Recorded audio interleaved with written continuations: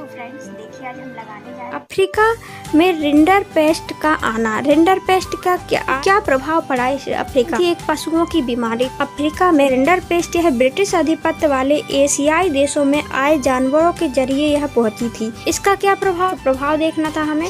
इससे भारी संख्या में मवेशियों की मौत हो गई। देखिए रिंडरपेस्ट में 90% मवेशियों की गाइस नींद तले सुला दिया तथा जिससे अफ्रीका की रोजी रोटी का साधन समाप्त हो गए। उनकी रोजी रोटी छिन गई क्योंकि बहुत से लोग अफ्रीका में ज़मीन ज़्यादा होती है, वो लोग मवेशियों को चराते थे, दूध घी वहीं से लेते थे और जो कुछ होता था गाइस, जो कुछ मिलता था उनको तो उनकी रोजी रोटी छिन गई। अब उनके पास मवेशी नहीं थे और जो कुछ बचे थे तो उन्होंने अपने कब्जे में ले लिया था।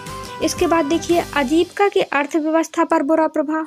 वहाँ के लोग मवेशियों पर निर्भरता थी तथा मवेशियों को प्लेग की तरह फैली जाने वाली बीमारियों से स्थानीय अर्थव्यवस्था पर बुरा प्रभाव पड़ा। तो गाइस यहाँ पे क्या थी, ये प्लेग की तरह फैल रही थी बीमारी। किस पर? जानवरों पर। प्रकार फैल रही थी जैसे प्लेग हमारे भारत में और फैला था। इससे क्या हुआ, वहाँ के स्थानीय लोगों की अर्थव्यवस्था मतलब पैसों पर हानि होगी कि नहीं होगी।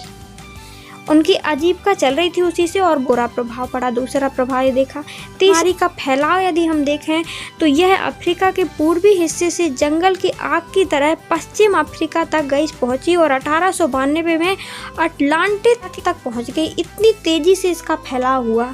यह बीमारी का आगमन पूर्वी अफ्रीका में एरिट्रिया पर हमला कर रहे इतालवी सैनिकों के पेट भरने के लिए एशियाई देशों से जानवर लाए जाते थे। क्या क्या प्रभाव देखा तो हमने में भारी मात्रा में मवेशियों की मौत हो गई। इस आजीविका और अर्थव्यवस्था पर बुरा प्रभाव पड़ा। बीमारी का फैलाव देखा कि ये कहां से कहां तक फैल गई और बीमारी का गई आगमन कहां से हुआ, हमने ये देखा। तो देखिए आई कहां से, फैली कितना, इसका क्या प्रभाव रहा कि आजीविका और अर्थव्यवस्था पर बुरा प्रभाव पड़ा। दूसरा प्रभाव ने क्या देखा कि यहाँ पे गई भारी संख्या में मवेशियों की मौत हो गई। इस प्रकार गई यदि ये 4 पॉइंट आप याद रख लेते हैं तो अब इतने बड़े आंसर लिखने में आपको कोई भी प्रॉब्लम नहीं हो।